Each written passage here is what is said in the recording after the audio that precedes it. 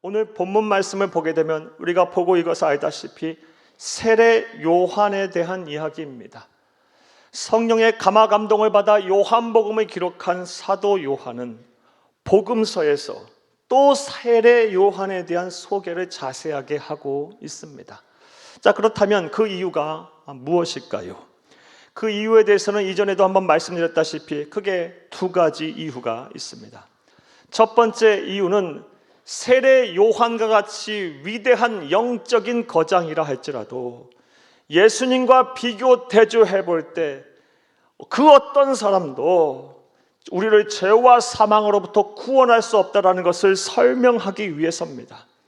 사랑하는 여러분, 천하 그 어떤 사람에게도 하나님께서는 우리를 구원할 이름을 주신 적이 없다고 말씀하셨습니다. 우리를 죄와 사망에서 구원하시고 우리에게 참된 행복을 주실 분은 오직 한 분, 예수밖에 없음을 온전히 믿고 전하는 저와 여러분 되기를 간절히 주의 이름으로 부탁합니다. 또 다른 이유는 새로운 언약의 시대, 신약 시대의 최초의 그리스도인이자 모범적인 신앙인이었던 세례 요한으로부터 본받으라, 세례 요한의 신앙을 본받으라는 의미에서 사도 요한은 이 복음서의 세례 요한을 소개한 것입니다. 그래서 오늘은 이 후자의 이유에 집중해서 모범적인 신앙인이었던 세례 요한으로부터 우리가 어떠한 신앙을 본받아야 하는지를 살펴보며 은혜를 나누겠습니다. 큰 시간 되기를 다시 한번 간절히 주의 이름으로 축복합니다. 이에 앞서서 먼저 세례 요한이 어떤 사람이었는가를 다시 한번 생각을 해보겠습니다. 오늘날 사랑하는 여러분, 이 신학적인 견해에 따라 세례 요한에 대한 다음과 같은 평가들이 있습니다. 먼저 어떤 사람들은 세례 요한을 가리켜서 위대한 명설교가였다라고 평가를 합니다. 이렇게 평가를 할 수 있는 근거는 그가 설교자로서 영적인 권위가 있었기 때문입니다. 그리고 그가 전하는 메시지가 수많은 사람들을 감화 감동시켜서 회개로 이끌었기 때문입니다. 실제로 그는 사람이 많이 모이는 광장이나 시장에서 설교를 하지 않았어요. 성전에서도 설교하지 않으셨어요. 그는 사람 하나 없는 광야에서 설교를 했는데 그의 설교가 얼마나 매력적이었던지, 얼마나 많은 사람들을 감화 감동하고 영향을 주었던지 수많은 사람들이 광야로 그의 설교를 듣기 위해 구름대처럼 몰려왔습니다. 심지어 율법학자이자 또 교사였던 바리새인과 서기관들까지도 그의 설교를 듣기에 왔고, 그의 설교에 영향을 받은 수많은 사람들이, 특별히 수많은 사람들, 특별히 바리새인 중에 이 예루살렘에 있는 유대인들이 그에게 제사장들과 레위인들을 보내어 다음같이 오늘 본문을 보면 물어보기까지 했습니다. 오늘 본문 19절에서 20절을 함께 보겠습니다. 유대인들이 예루살렘에서 제사장들과 레위인들을 요한에게 보내어 네가 누구냐 물을 때에 요한의 증언이 이러하니라. 요한이 드러내어 말하고 숨기지 아니하니 드러내어 하는 말이 나는 그리스도가 아니라 한데. 아멘. 얼마나 그의 설교가 감화 감동을 주며 또 그가 설교자로서 영적인 권위가 있었던지 사람들이 그에게 물었어요. 그리스도가 아니냐 혹시 너? 우리가 그토록 기다리던 메시아가 아니냐라고 여길 지경이었습니다. 이런 근거로 어떤 사람들은 세례 요한을 가리켜서 위대한 명설교가였다라고 평가를 합니다. 또 어떤 사람들은 세례 요한을 가리켜서 사회개혁을 주도한 사회개혁가 혹은 혁명가였다라고 평가를 하기도 합니다. 이렇게 말할 수 있는 근거는 당시 권력의 정점에 있었던 헤롯 왕의 부정과 부패, 비리에 맞서 싸운 사람이 바로 세례 요한이었기 때문입니다. 그리고 그 일로 인해서 세례 요한은 감옥에 투옥이 됐고요, 목이 잘려 죽는 순교를 당했어요. 그런데 오늘 본문 말씀을 자세하게 묵상해 보면 세례 요한에 대한 본문의 정의는 따로 있음을 알 수가 있습니다. 그는 진정한 그리스도인이었습니다. 참된 신앙을 가진 성도였습니다. 따라서 오늘은 진정한 그리스도인이고 참된 성도인 세례 요한으로부터 그의 신앙을 본받으려고 합니다. 자, 이제부터 생각해 보겠습니다. 참된 그리스도인이고 참된 성도였던 그의 그 세례 요한으로부터 우리는 어떠한 신앙을 본받아야 할까요?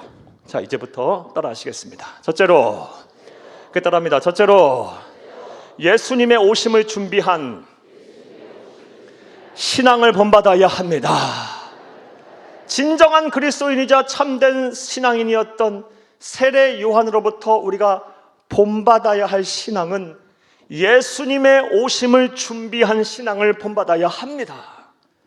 사랑하는 여러분, 세례 요한은 왜 하나님께서 자기를 예수님보다 6개월 앞서서 세상에 보냈는지 그 하나님의 뜻을 정확하게 이해하고 있었습니다. 오늘 본문 23절을 함께 보겠습니다. 이르되 나는 선지자 이사야의 말과 같이 주의 길을 곱게 하라고 광야에서 외치는 자의 소리로라 하니라. 아멘. 이 말씀은 세례 요한이 구약 성경 이사야서 40장 3절 말씀을 인용한 말씀으로 하나님께서 나를 세상에 예수님보다 6개월 앞서 보낸 이유는 예수님의 사역의 길을 평탄하게 하라, 온 인류를 구원할 구세주로서의 사명을 온전히 예수님이 감당하도록 회개 운동을 일으켜 그 마음의 길을 열어라. 이런 의미로서 하나님께서 세례 요한을 세상에 보냈음을 세례 요한은 본인 스스로가 잘 이해하고 있었어요. 그리고 이 세례 요한은 이러한 사명, 이런 하나님의 뜻을 잘 인지하고 죽기까지, 순교하기까지 최선을 다해서 이 사명을 감당했습니다. 따라서 저와 여러분 또한 세례 요한처럼 예수님의 오심을 준비하는 신앙을 본받아야 할 줄로 믿습니다. 왜냐하면 세례 요한뿐만 아니라 저와 여러분에게도 하나님께서는 예수님의 오심을 준비하라라는 사명을 주셨기 때문입니다.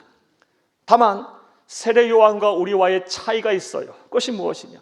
세례 요한은 온 인류를 구원하기 위해서 세상에 오신 초림 예수의 오심을 준비하라는 사명을 그에게 주신 것이고, 저와 여러분들에게는 이 땅에 다시 오실 예수, 이 땅에 다시 오셔서 온 인류를 심판하고 세상의 역사를 닫으실 재림 예수의 오심을 준비하라는 사명을 주셨습니다.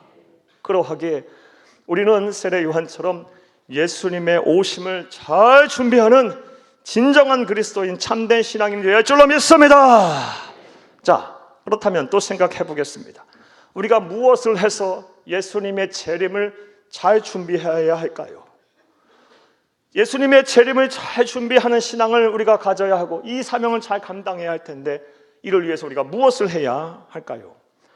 이 질문에 대한 답은 참 여러 가지 말씀을 드릴 수가 있을 것 같습니다. 그런데 오늘은 한 가지 말씀, 요한계시록의 말씀을 통해서 한 가지 말씀 여러분에게 드리려고 합니다. 사랑하는 여러분, 바로 성도로서 옳은 행실을 하시기를 바랍니다. 한번 따라해요. 성도로서 옳은 행실을 해야 한다. 요한계시록 19장 7절에서 8절을 함께 보겠습니다. 우리가 즐거워하고 크게 기뻐하며 그에게 영광을 돌리세 어린 양의 혼인 기약에 이르렀고 그의 아내가 자신을 준비하였으므로 그에게 빛나고 깨끗한 세마포 옷을 입도록 허락하셨으니 이 세마포 옷은 성도들의 옳은 행실이로다 하더라. 아멘. 이 말씀은 사도 요한이 마지막 때의 환상을 본 계시의 말씀이에요. 예수님께서 재림하실 때 어떤 일이 일어납니까? 어린 양의 공중 혼인잔치가 벌어질 것이고, 이 어린 양의 공중 혼인잔치에 참여할 자가 누구랍니까? 세마포 예복을 준비한 자가 바로 이 어린 양의 공중 혼인잔치에 참여하게 된다는 것이고, 그 세마포 예복이 무엇이다? 성도의 옳은 행실이라는 것입니다. 그러므로 저와 여러분은 이 성도의 옳은 행실로서, 다시 말해 세마포 예복을 준비하여 우리 주 예수님께서 재림하실 때 이 어린 양 혼인잔치에 꼭 참여해야 할 줄로 믿습니다. 우리 생애에 예수님이 재림하신다면 아멘 할렐루야 하며 이 세마포 예복을 입고 바른 성도들의 옳은 행실로 어린 양의 공중 혼인잔치에 참여하면 되고, 우리 생애에 예수님 안 오신다면 그래도 하나님의 말씀대로 살아야 하는 것이 우리 성도의 본분이기에 이 또한 아멘 할렐루야 감사하며 예수님의 재림을 기다리며 세마포 예배를 준비하는 성도로서의 옳은 행실을 하는 저와 여러분이 될 줄로 믿습니다. 자, 그렇다면 또 생각을 해봐요. 예수님의 재림을 준비하는 데 있어서 성도로서 옳은 행실을 해야 한다 했는데, 어린 양의 공중 혼인잔치에 참여하기 위해서는 이 세마포 예복을 입어야 한다고 했는데, 성도로서 옳은 행실을 한다는 것은 뭘 하라는 것일까요? 이 또한 크게 두 가지를 말씀드릴 수 있겠습니다. 먼저 우리가 어린 양의 공중 혼인잔치에 참여하기 위한 세마포 예복, 다시 말해 성도로서의 옳은 행실은 먼저 예수를 그리스도로 믿어 내가 구원을 받았다라는, 내가 하나님으로부터 의롭다 하심을 받았다라는 구원의 확신입니다. 다시 말해 이거를 신학적으로 표현하면 믿음으로 말미암아 내가 의롭다함을 받았다라는 이신칭의의 믿음, 칭의의 확신이에요. 나는 죄인이지만 예수 그리스도의 보혈의 피로 내 죄가 속량됐다. 나는 죄인이지만 구원의 주권자이자 심판자이신 하나님께서 내가 회개하고 예수를 믿음으로 나를 의인으로 여기신다. 나는 죄인이지만 나를 의인으로 칭하시고 반드시 구원하실 거라는 칭의의 확신, 구원의 확신이 바로 성도로서의 옳은 행실이고, 이것이 바로 예수님의 재림할 때 반드시 우리가 입고 준비해야 할 세마포 예복입니다. 할렐루야. 여러분에게 한번 여쭤보겠어요. 여러분은 이런 이신칭의, 믿음으로 말미암아 구원을 의롭다 하심을 칭한다, 받는다라는 이 칭의의 확신, 구원의 확신이 있으십니까? 단 한 번도 빠짐없이 이 칭의의 확신이 있어야 줄로 믿습니다. 그리고 아직 이 칭의의 확신, 구원의 확신이 없는 사람들에게 예수를 소개하고 예수를 전하고 복음을 전해서 우리와 마찬가지로 이 칭의의 확신을 가지고 예수님의 재림을 기다리도록 해야 돼요. 이렇게 하는 것이 바로 예수님의 재림을 준비하는 성도로서의 옳은 행실입니다. 또 다른 예수님의 재림을 준비하는 성도로서의 옳은 행실의 또 다른 해석은 문자 그대로 성도로서의 바른 삶의 태도를 말해요. 사랑하는 여러분, 우리는 그리스도인입니다. 우리는 성결하시고 거룩하신 우리 주 예수 그리스도와 영적으로 한 몸이 된 사람들이에요. 따라서 아무리 세상에 패역하고 음란하고 죄가 많다 할지라도 우리는 불신자들보다 더 성결하게 살아야 합니다. 더 거룩하게 살아야 합니다. 더 정직하게 살아야 합니다. 마지막 때가 되면 될수록 사랑이 식는다 그랬어요. 아무리 세상이 사랑이 식는다 할지라도 저와 여러분은 어떻게 살아야 합니까? 사랑하고 살아야 합니다. 양보하고 살아야 합니다. 관용을 베풀고 살아야 합니다. 용서하고 살아야 합니다. 내가 참아야 합니다. 내가 이해해야 합니다. 때로는 내가 희생하고 섬겨야 합니다. 이게 우리 그리스도인의 삶이고, 이렇게 하는 것이 성도로서 옳은 행실을 하는 것이며 세마포 예복을 입는 거예요. 자, 첫 번째로 모범적이고 진정한 그리스도인이었던 세례 요한으로부터 우리가 배워야 할 첫 번째 신앙은 무엇입니까? 사랑하는 여러분, 예수님의 오심을 준비한 신앙을 본받아야 합니다. 또 두 번째로 오늘 본문 말씀을 통해서 알 수 있는 진정한 그리스도인이자 모범적인 성도였던 신앙인이었던 세례 요한으로부터 우리가 배울 신앙이 무엇일까요? 따라 하시겠습니다. 둘째로 예수만을 바라본 신앙을 본받아야 합니다. 예수만을 바라본 신앙을 본받아야 합니다. 세례 요한은 예수만을 바라본 사람이었습니다. 예수만을 증언했던 사람입니다. 오늘 본문을 보게 되면 심지어 유대교의 기득권층으로부터 매서운 공격을 당할 때에도 그의 자랑은 오직 예수였어요. 오늘 보면 25에서 27절을 함께 보겠습니다. 또 물어 이르되 네가 만일 그리스도도 아니요 엘리야도 아니요 그 선지자도 아닐진데 어찌하여 세례를 베푸느냐? 요한이 대답하되 나는 물로 세례를 베풀거니와 너희 가운데 너희가 알지 못하는 한 사람이 섰으니 곧 내 뒤에 오시는 그이라. 나는 그의 신발끈도 풀기를 감당하지 못하겠노라 하더라. 아멘. 그의 자랑, 그의 생각, 그의 전할 말은 오직 예수였어요. 아직 예수님께서 공생애를 시작하시기 전이에요. 인류 역사에 등장하시기 전이에요. 그런데 그는 꾸준히 예수를 자랑하고 예수를 소개하고 예수님의 사역의 길을 걷게 하고 있어요. 평탄케 하고 있어요. 그는 예수만을 바라보았던 사람입니다.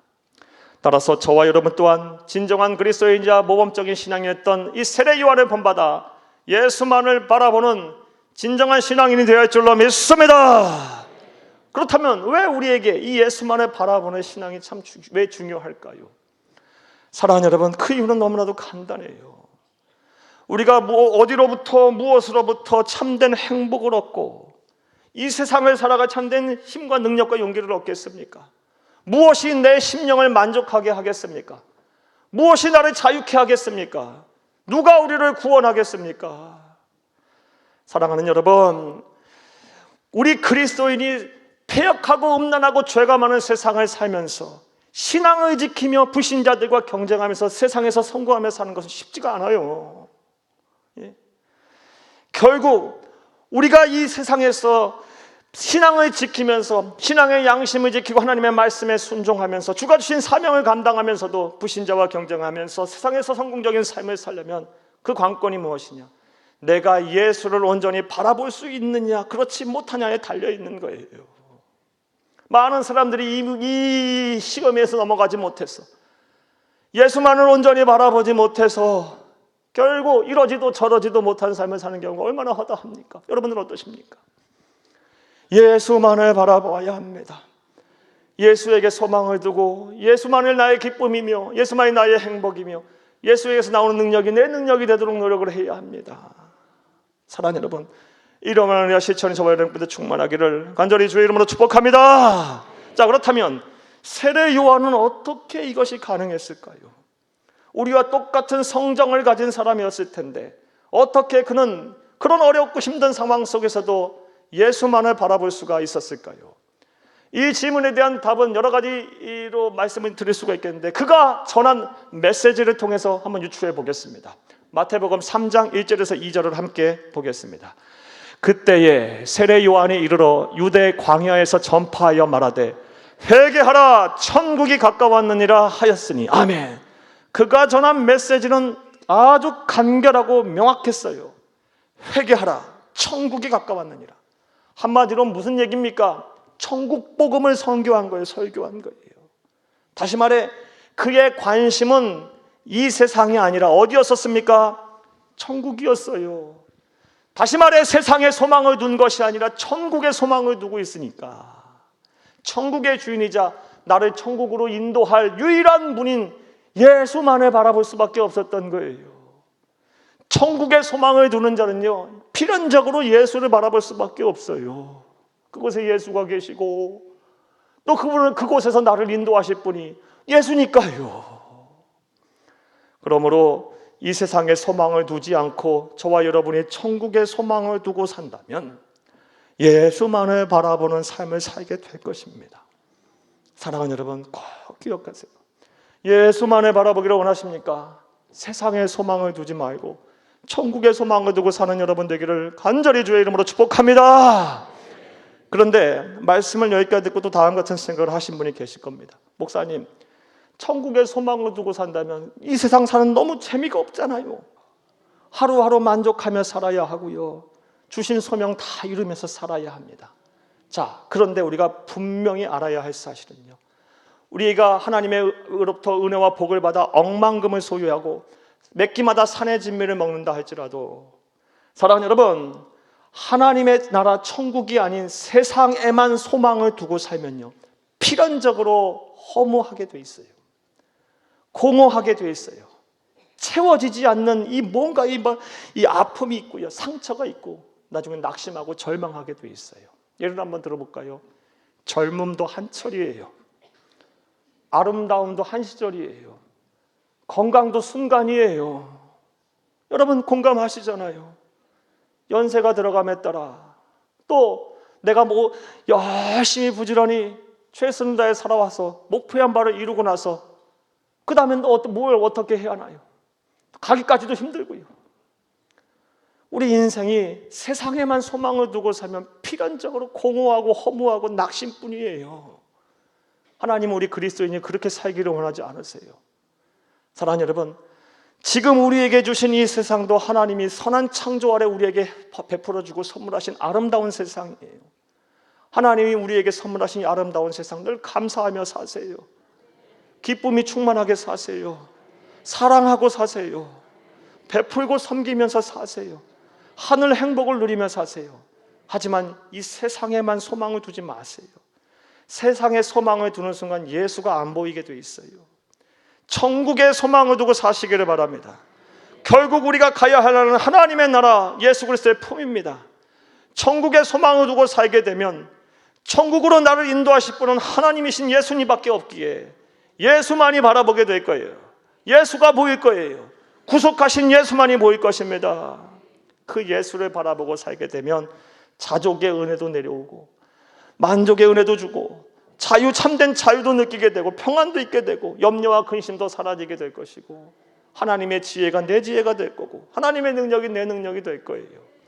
이런 은혜와 복이 저와 여러분 가운데 충만하기를 간절히 주의 이름으로 축복합니다. 말씀을 맺겠습니다. 오늘은 진정한 그리스도인이자 참된 신앙인이었던 세례 요한으로부터 우리가 배워야 할 신앙에 대해서 살펴보고 은혜 나눴습니다. 먼저 예수님의 오심을 준비한 신앙을 본받아야 합니다. 사랑하는 여러분, 예수님 반드시 오실 것입니다. 반드시 재림하실 것입니다. 우리 시대에 오신다면 아멘 할렐루야 하고 주님 영접하면 되는 거고, 우리 시대에 안 오신다면 또 아멘 할렐루야 감사하면 되는 거예요. 우리가 해야 할 일은 재림을 준비하라, 깨어있으라, 맞이하라 그랬으니 그 말씀대로 살면 되는 겁니다. 우리는 하나님의 백성이에요. 하나님의 말씀대로 살면 되는 겁니다. 사랑하는 여러분, 하나님의 나라 가는 그날까지 예수가 다시 오실 거라는 믿음을 가지고 예수님의 재림을 잘 준비하는 지혜롭고 복된 성도님들 다 되시기를 간절히 주의 이름으로 부탁합니다. 이를 위해 성도로서의 옳은 행실을 하시기를 바라요. 먼저는 칭의의 옷을 입으셔야 돼요. 나는 죄인이지만 내가 예수를 믿음으로, 예수님의 보혈이 내 죄를 속량하심을 믿음으로 내가 구원의 주권자이자 심판자이신 하나님으로부터 의롭다 하심을 받았다. 나는 의인이다. 나는 하나님 앞에서 의인이라는 칭의의 옷을 준비하시고, 아직도 이 옷을 입지 못한 사람들에게 예수를 소개하고 예수 그리스도의 보혈의 피를 전하세요. 복음을 전하세요. 그것이 바로 성도로서의 옳은 행실로 예수님의 재림을 준비하는 겁니다. 나아가 우리는 그리스도인입니다. 예수님의 피값으로 구원을 받은 거룩한 하나님의 자녀들입니다. 더 성결하게 살아야 하고, 더 거룩하게 살아야 하며, 더 정직하게 행해야 하고, 더 양심적으로 살아야 하고, 더 부지런해야 하고, 더 섬겨야 하며, 무엇보다 더 사랑해야 합니다. 이것이 바로 성도로서 세마포 예복을 입고 어린 양의 혼인잔치에 참여할 준비를 하는 겁니다. 나아가서 예수만을 바라보는 신앙을 본받아야 합니다. 세례 요한처럼 예수만을 자랑하고 예수만이 나의 행복이고 나의 구원이다라고 전할 수 있는 자들이 되어야 합니다. 이것이 어떻게 가능합니까? 세상에 소망을 두는 순간 예수는 사라져요. 천국에 소망을 두고 나를 천국으로 인도하실 예수를 바라보고 예수만을 바라보고 예수만을 증언하는 귀하 복된 성도들이 다 되시길 바랍니다. 그리하면 하나님께서 세례 요한 같이 저와 여러분을 높이실 겁니다. 저와 여러분에게 복을 주실 것입니다. 세례 요한에게 하나님이신 예수님께서 어떤 평가를 하셨습니까? 여자에게서 난 자 중에서 이보다 큰 자가 없다. 세상적인 기준으로 볼 때 무슨 세례 요한이 큰 자입니까? 그런데 저 온 우주 만물을 창조하시고 주관하시며 우리 인생의 주인 되신 하나님의 눈에는요, 세례 요한보다 큰 자가 없다라고 말씀하고 계세요. 예수님의 재림을 준비하고 예수님의 오심을 다시 준비하고 예수만을 바라본 자를 하나님은 큰 자로 여기신다는 것입니다. 이런 복이 저와 여러분 가운데 충만하기를 간절히 주의 이름으로 축복합니다. 축복합니다. 축복합니다.